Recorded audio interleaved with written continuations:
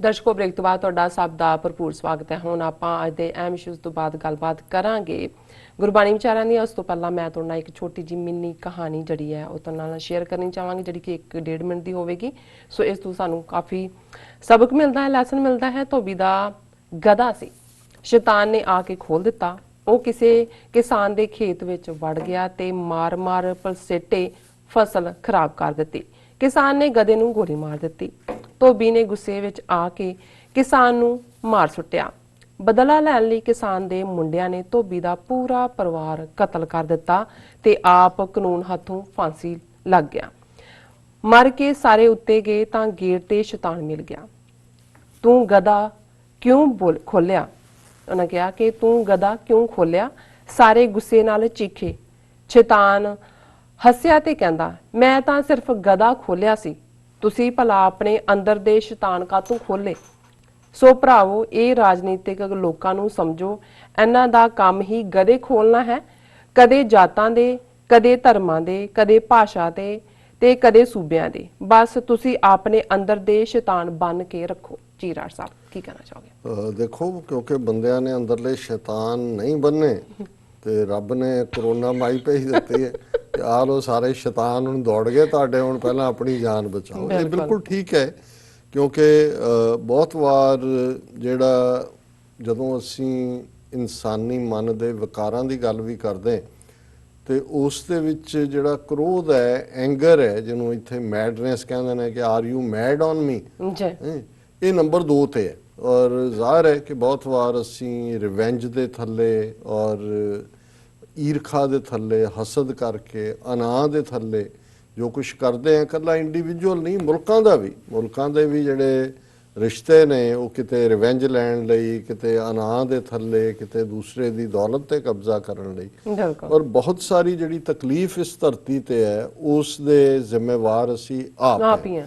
ਰੱਬ ਨੇ ਤਾਂ ਜੇ ਇਸ ਧਰਤੀ ਨੂੰ ਇੰਨੀ ਖੂਬਸੂਰਤ ਧਰਤੀ ਬਣਾ ਕੇ ਇਨਸਾਨ ਨੂੰ ਇਸ ਧਰਤੀ ਦਾ ਸਿਕਦਾਰ ਬਣਾਇਆ, ਮਾਲਕ ਬਣਾਇਆ, ਉਸ ਨੂੰ ਸਰਦਾਰੀ ਦਿੱਤੀ, ਇੰਨੇ ਤੋਹਫੇ ਜਿਹੜੇ ਨੇ ਉਹ ਜਿਹੜੇ ਸਾਨੂੰ ਮਿਲੇ ਹੋਏ ਨੇ, ਅਸੀਂ ਤਾਂ ਉਹ ਕਿਤੇ ਅਸੀਂ ਕਾਣੀ ਵੰਡ ਕਰਦੇ ਹਾਂ, ਕਿਤੇ ਅਸੀਂ ਇੱਕ ਦੂਜੇ ਦੇ ਹੱਕ ਨੂੰ ਖੋਹਦੇ ਹਾਂ ਔਰ ਇੱਕ ਦੂਸਰੇ ਦੇ ਨਾਲ ਆਪ ਹੀ ਅਸੀਂ ਕੰਪੀਟੀਸ਼ਨ ਕਰਦੇ ਹਾਂ ਤੇ ਨਤੀਜਾ ਉਸ ਚੋਂ ਫਿਰ ਦੁੱਖ ਹੀ ਦੁੱਖ ਨਿਕਲਦਾ। ਔਰ ਜਿਹੜੀ ਅਸਲੀ ਚੀਜ਼ ਸੀ ਕਿ ਰੱਬ ਦੇ ਲਈ ਸ਼ੁਕਰਗੁਜ਼ਾਰੀ, ਜਿਸ ਰੱਬ ਨੇ ਸਾਨੂੰ ਇਹ ਸਭ ਕੁਝ ਦਿੱਤਾ ਹੈ, ਉਹ ਭੁੱਲ ਕੇ ਸਭ ਜਿਹੜਾ ਉਹ ਸੱਚ ਇੱਕ ਪਾਸੇ ਰਹਿ ਗਿਆ ਔਰ ਅਸੀਂ ਫਜ਼ੂਲ ਦੀਆਂ ਚੀਜ਼ਾਂ ਦੇ ਵਿੱਚ ਫਸੇ ਹੋਏ ਹਾਂ। ਔਰ ਅੱਜ ਦਾ ਵਿਚਾਰ ਵੀ, ਜਿਵੇਂ ਸੋਮਵਾਰ ਨੂੰ ਅਸੀਂ ਭਾਈ ਗੁਰਦਾਸ ਜੀ ਜਿਹੜੇ 4 ਸਦੀਆਂ ਪਹਿਲਾਂ ਸਿੱਖ ਫਿਲਾਸਫਰ ਹੋਏ ਨੇ, ਉਹਨਾਂ ਦੇ ਬ੍ਰਿਜ ਭਾਸ਼ਾ ਦੇ ਵਿੱਚ ਜਿਹੜੀ ਉਸ ਵੇਲੇ ਦੀ ਲਿਟਰਰੀ ਜ਼ਬਾਨ ਸੀ, ਜ਼ਾਹਰ ਹੈ ਬ੍ਰਿਜ ਖੇਤਰ ਦੇ ਵਿੱਚ ਯੂਪੀ, ਬਿਹਾਰ,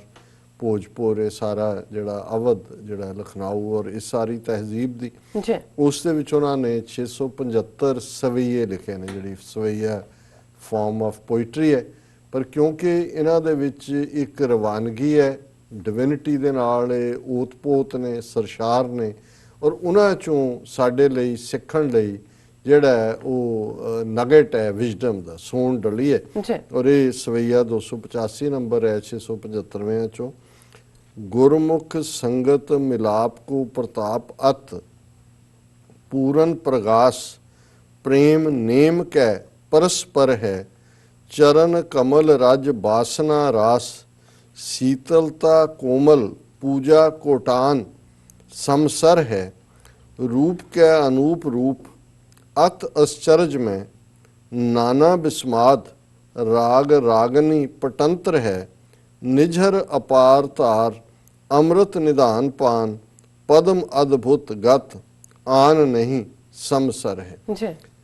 कि जदों रब वाल मूँह करके तुरया इंसान रब दे प्यारियां दी संगत दे विच बैठदा है, संगत संग तो बने जिसका मतलब है साथ, और ये साथ जरूरी नहीं हज़ारां दे इकट्ठ होण जां वड्डे वड्डे गुरुद्वारियां जां मसीतां जां मंदिरां दे विच इकट्ठ होए। असीं ये रहतनामे च पढ़दे हैं, एक सिख दोए साध संग पंजी परमेसर, ਜੇ ਦੋ ਰੱਬ ਨੂੰ ਪਿਆਰ ਕਰਨ ਵਾਲੇ ਸੀਕਰ ਆਫ ਦਾ ਟਰੂਥ ਇਕੱਠੇ ਹੁੰਦੇ ਨੇ, ਰੱਬ ਦੀਆਂ ਬਾਤਾਂ ਕਰਦੇ ਨੇ, ਆਪਣੇ ਅੰਦਰ ਦੀਆਂ ਰੂਹਾਨੀ ਜਿਹੜੀਆਂ ਨੇ ਗੁੰਝਲਾਂ ਉਹਨਾਂ ਨੂੰ ਵਿਚਾਰਦੇ ਨੇ, ਰੂਹਾਨੀ ਰਮਜ਼ਾਂ ਨੂੰ ਖੋਲ੍ਹਣ ਦਾ ਸਮਝਣ ਦਾ ਯਤਨ ਕਰਦੇ ਨੇ, ਤੇ ਦੋ ਰੁਲ ਜਾਣ ਰੱਬ ਨੂੰ ਪਿਆਰ ਕਰਨ ਵਾਲੇ, ਉਹ ਸੰਗਤ ਹੈ। ਸੋ ਸੰਗਤ ਦਾ ਮਤਲਬ ਅਸੀਂ ਬਹੁਤ ਵਾਰ ਵੱਡੇ ਇਕੱਠ ਸਮਝਦੇ ਹਾਂ। ਹਾਂ, ਇਹ ਜ਼ਰੂਰ ਹੈ ਕਿ ਜਦੋਂ ਅਸੀਂ ਗੁਰੂ ਦੀ ਹਜ਼ੂਰੀ 'ਚ ਜਿੱਥੇ ਰੱਬ ਨੂੰ ਪਿਆਰ ਕਰਨ ਵਾਲੇ ਇਕੱਠੇ ਹੁੰਦੇ ਨੇ, ਬੈਠਦੇ ਹੈ, ਕੀਰਤਨ ਹੁੰਦਾ ਹੈ, ਦੂਸਰਾ ਉਹਨਾਂ ਦੀਆਂ ਵੀ ਜਿਹੜੀਆਂ ਇਲੈਕਟ੍ਰੋਮੈਗਨੈਟਿਕ ਵੇਵਜ਼ ਨੇ, ਵਾਈਬ੍ਰੇਸ਼ਨਸ ਨੇ, ਔਰ ਇੱਕ ਸਮਾਜਿਕ ਜਮਾਤ ਦੇ ਤੌਰ ਦੇ ਉੱਤੇ ਸਾਡੀ ਇੱਕ ਆਪਣੀ ਜਿਹੜੀ ਹੈ ਉਹ ਸਮਾਜਿਕ ਤੌਰ ਦੇ ਉੱਤੇ ਵੀ ਅਸੀਂ ਸਟਰੈਂਥਨ ਹੁੰਦੇ ਹਾਂ। ਇਸ ਲਈ ਗੁਰਦੁਆਰੇ ਦੀ ਸੰਗਤ ਸਾਡੇ 'ਚ ਵੀ ਇੰਪੋਰਟੈਂਟ ਹੈ। ਜਿਵੇਂ 5 ਨਮਾਜ਼ਾਂ ਪੜ੍ਹਨ ਦਾ ਜਿਹੜਾ ਉਹ ਲਾਜ਼ਮ ਹੈ ਹਰ ਮੁਸਲਮਾਨ ਦੇ ਉੱਤੇ, ਪਰ ਜੁਮੇ ਦੀ ਨਮਾਜ਼ ਜਿਹੜੀ ਹੈ ਉਹ ਮਸਜਿਦ ਦੇ ਵਿੱਚ ਜਾਂ ਵੱਡੀਆਂ ਈਦਗਾਹਾਂ 'ਚ ਪੜ੍ਹਨ ਦਾ, ਉਹ ਵੀ ਜਮਾਤ ਦੇ ਕਨਸੈਪਟ ਨਾਲ ਉਹਦਾ ਇੱਕ ਆਪਣਾ ਇੰਪੈਕਟ ਹੈ। ਸੋ ਭਾਈ ਗੁਰਦਾਸ ਜੀ ਯਾਦ ਕਰਵਾਉਂਦੇ ਨੇ ਕਿ ਗੁਰਮੁਖ ਸੰਗਤ ਮਿਲਾਪ ਕੋ ਪ੍ਰਤਾਪਤ, ਕਿ ਜਿਹੜੀ ਗੁਰਮੁਖ ਦੀ ਸੰਗਤ ਹੈ ਉਸ ਦਾ ਜਿਹੜਾ ਪ੍ਰਤਾਪ ਹੈ, ਉਸ ਦੀ ਗ੍ਰੈਂਡਿਓਰ ਹੈ, ਉਹ ਬਿਆਨੀ ਨਹੀਂ ਜਾ ਸਕਦੀ। ਪੂਰਨ ਪ੍ਰਗਾਸ ਪ੍ਰੇਮ ਨੇਮ ਕਿਆ ਪਰਸਪਰ ਹੈ, ਕਿ ਜਦੋਂ ਉਹ ਉਸ ਦੇ ਵਿੱਚ ਸਰਸ਼ਾਰ ਹੁੰਦਾ ਹੈ ਤੇ ਉਸ ਦੀ ਸ਼ਖਸੀਅਤ 'ਚੋਂ ਡਿਵਾਈਨ ਲਾਈਟ, ਰੱਬ ਦਾ ਨੂਰ ਝਲਕਦਾ ਹੈ। ਪ੍ਰੇਮ ਨੇਮ ਕਿਆ ਪੂਰਨ ਪ੍ਰਗਾਸ, ਪੂਰਾ ਉਹਦੇ ਅੰਦਰ ਰੱਬ ਦੇ ਪਿਆਰ ਦੀ ਗਲੋ ਹੁੰਦੀ ਹੈ।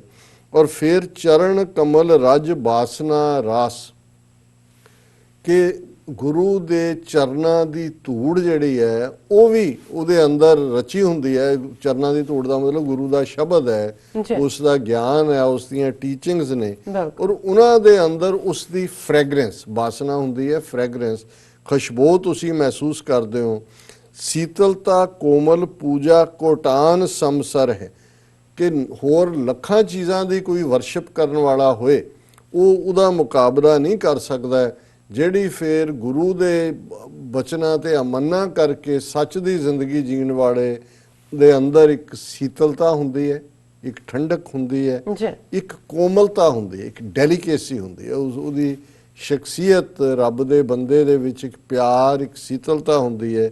ਰੂਪ ਕੈ ਅਨੂਪ ਰੂਪ ਅਤ ਅਸਚਰਜ ਮੈਂ, ਕਿ ਉਸ ਦੇ ਅੰਦਰ ਉਸ ਦਾ ਰੂਪ ਵੀ ਅਨੂਪ ਹੁੰਦਾ, ਅਨੂਪ ਹੁੰਦਾ ਬਹੁਤ ਸੋਹਣਾ, ਉਹ ਕਿਉਂਕਿ ਇਹ ਕੋਈ ਸੁਹੱਪਣ ਬਾਹਰਲੇ ਨੈਣਾ ਨਕਸ਼ਾ ਤੱਕ ਮਹਿਦੂਦ ਨਹੀਂ ਹੈ, ਇਹ ਤੁਹਾਡੇ ਅੰਦਰ ਰੱਬ ਦੀ ਯਾਦ ਦੀ ਖੂਬਸੂਰਤੀ ਹੈ। ਜਦੋਂ ਅਸੀਂ ਕਹਿੰਦੇ ਹਾਂ ਕਿ ਉਹਦੇ ਚਿਹਰੇ ਤੇ ਇੱਕ ਮਿਠਾਸ ਹੈ, ਇੱਕ ਉਹਦੇ ਚਿਹਰੇ ਤੇ ਨੂਰ ਹੈ, ਔਰ ਤੁਸੀਂ ਦੇਖੋਗੇ ਜਿਹੜੇ ਰੱਬ ਦੇ ਨਾਲ ਜੁੜੀਆਂ ਹੋਈਆਂ ਰੂਹਾਂ, ਕੋਈ ਵੀ ਉਹਨਾਂ ਦਾ ਮਜ਼ਹਬ ਹੋਏ, ਉਹਨਾਂ ਦੇ ਅੰਦਰ ਉਹਨਾਂ ਦੀ ਕਦਮ ਚਾਲ ਦੇ ਵਿੱਚ ਇੱਕ ਠਹਿਰਾਵ ਹੁੰਦਾ ਹੈ, ਉਹਨਾਂ ਦੇ ਬੋਲਣ 'ਚ ਇੱਕ ਸਲੀਕਾ ਹੁੰਦਾ ਹੈ, ਉਹਨਾਂ ਦੇ ਚਿਹਰੇ ਦੇ ਇੱਕ ਨੂਰ ਹੁੰਦਾ, ਉਹਨਾਂ ਦੇ ਲਫ਼ਜ਼ਾਂ ਦੇ ਵਿੱਚ ਇੱਕ ਵਜਨ ਹੁੰਦਾ ਹੈ। ਉਹ ਬਹੁਤਾ ਬੋਲਦੇ ਵੀ ਨਹੀਂ, ਕਿਸੇ ਨਾਲ ਉਹਨਾਂ ਦੀ ਨਾ ਪੱਖੀ ਵੀ ਨਹੀਂ ਹੁੰਦਾ, ਔਰ ਉਹਨਾਂ ਦਾ ਵਰਤਾਰਾ ਇੱਕ ਮਦਦਗਾਰ ਵਾਲਾ ਹੁੰਦਾ ਹੈ। ਇਹੀ ਰੱਬ ਦੇ ਪਿਆਰਿਆਂ ਦੀਆਂ ਨਿਸ਼ਾਨੀਆਂ ਨੇ। ਤੇ ਭਾਈ ਗੁਰਦਾਸ ਕਹਿੰਦੇ ਨੇ, ਰੂਪ ਕਿਆ ਅਨੂਪ ਰੂਪ ਅਤ ਅਸਚਰਜ ਮੈਂ, ਨਾਨਾ ਬਿਸਮਾਦ ਰਾਗ ਰਾਗਨੀ ਪਟੰਤਰ ਹੈ, ਕਿ ਉਹ ਇਸ ਤਰੀਕੇ ਦੇ ਨਾਲ ਰੱਬ ਦੇ ਵਿੱਚ ਜੁੜੇ ਹੁੰਦੇ ਨੇ ਕਿ ਜਿਹੜੇ ਅੱਡ-ਅੱਡ ਤਰ੍ਹਾਂ ਦੇ ਰਾਗਾਂ ਦੇ ਨਾਲ ਵੀ ਜਿਹੜਾ ਸਵਾਦ ਪੈਦਾ ਨਹੀਂ ਹੋ ਸਕਦਾ, ਉਹ ਉਹਨਾਂ ਦੇ ਅੰਦਰ ਰੱਬ ਦੀ ਯਾਦ ਦਾ ਰੰਗ ਜਾਂ ਰੱਬ ਦੀ ਯਾਦ ਦਾ ਰਾਗ ਉਹਨਾਂ ਦੇ ਅੰਦਰ ਜਿਹੜਾ ਉਹ ਉਹਦੇ 'ਚ ਐਬਜ਼ੌਰਬਡ ਰਹਿੰਦੇ ਨੇ, ਉਸ ਟ੍ਰਾਂਸ ਦੇ ਵਿੱਚ ਰਹਿੰਦੇ ਨੇ। ਨਿਝਰ ਅਪਾਰ ਧਾਰ ਅੰਮ੍ਰਿਤ ਨਿਧਾਨ ਪਾਨ, ਹੁਣ ਨਿਝਰ ਅਪਾਰ ਹੈ ਉਹ ਸਪਰਿੰਗ ਪਿਆਰ ਦਾ, ਜਿਹੜਾ ਅੰਦਰ ਤੁਹਾਡੇ ਚਸ਼ਮਾ ਫੁੱਟਿਆ ਪਿਆਰ ਦਾ, ਉਹ ਲਗਾਤਾਰਤਾ ਦੇ ਨਾਲ ਤਿਪ ਤਿਪ ਕਰਕੇ ਤੁਹਾਡੇ ਅੰਦਰ ਨੂੰ ਸਰਸ਼ਾਰ ਕਰਦਾ ਹੈ, ਅੰਦਰ ਨੂੰ ਆਨੰਦ 'ਚ ਰੱਖਦਾ ਹੈ। ਪਰਮ ਅਦਭੁਤ ਗਤ ਆਨ ਨਹੀਂ ਸਮਸਰ ਹੈ, ਔਰ ਉਸ ਇਨਸਾਨ ਦੇ ਅੰਦਰ ਉਸ ਦਾ ਜੀਵਨ, ਉਸ ਦੀਆਂ ਲੁਕਸ, ਉਸ ਦਾ ਵਰਤਾਰਾ, ਉਸ ਦੀ ਦਸਤਾਰ, ਉਸ ਦੀ ਗੁਫਤਾਰ, ਉਸ ਦੀ ਰਫਤਾਰ ਦੇ ਵਿੱਚ ਉਹ ਇੱਕ ਆਨੰਦ ਔਰ ਟ੍ਰੈਂਕੁਇਲਿਟੀ ਔਰ ਜਿਹੜੀ ਹੈ ਉਹ ਐਕਸਟੈਸੀ ਹੁੰਦੀ ਹੈ, ਜਿਸ ਨੂੰ ਆਨ ਨਹੀਂ ਸਮਸਰ ਹੈ। ਕੋਈ ਵੀ ਜਿਹੜਾ ਉਸ ਦਾ ਮੁਕਾਬਲਾ ਨਹੀਂ ਕਰ ਸਕਦਾ, ਉਸ ਦੇ ਤੁਲ ਨਹੀਂ ਹੋ ਸਕਦਾ। ਇਹ ਅੱਜ ਦਾ ਵਿਚਾਰ। ਜੀ ਡਾਕਟਰ ਸਾਹਿਬ ਤੁਹਾਡਾ ਬਹੁਤ ਬਹੁਤ ਸ਼ੁਕਰੀਆ। ਇੱਥੇ ਲੈਣੇ ਆਪਣੀ ਵਿਊਅਰਸ ਕੋਲ ਇਜਾਜ਼ਤ। ਵਿਊਅਰਸ ਸਾਡੇ ਪ੍ਰੋਗਰਾਮ ਦਾ ਸਮਾਂ ਇੱਥੇ ਸਮਾਪਤ ਹੁੰਦਾ। ਤੁਸੀਂ ਆਪਣੀ ਰਾਏ ਤੇ ਸੁਝਾਅ ਸਾਨੂੰ ਭੇਜਣਾ ਭੁੱਲਣਾ ਸਾਡੇ ਇਸ ਪਤੇ ਤੇ SOS@tv84.tv ਤੇ ਅਸੀਂ ਆਪਣਾ ਪ੍ਰੋਗਰਾਮ ਲੈ ਕੇ ਫਿਰ ਦੁਬਾਰਾ ਤੁਹਾਡੇ ਰੂਬਰੂ ਹੋਵਾਂਗੇ। ਤਦ ਤੱਕ ਲਈ ਮੈਨੂੰ ਤੇ ਪਿੰਡਾ ਸੁਣਾ ਗਿਆ ਦਿਓ। ਦੇਖਦੇ ਰਹੋ TV84 ਬੁਲਾ ਦਿਓ ਫਤਿਹ। ਵਾਹਿਗੁਰੂ ਜੀ ਕਾ ਖਾਲਸਾ ਵਾਹਿਗੁਰੂ ਜੀ ਕੀ ਫਤਿਹ। ਰੱਬ ਰਾਖਾ।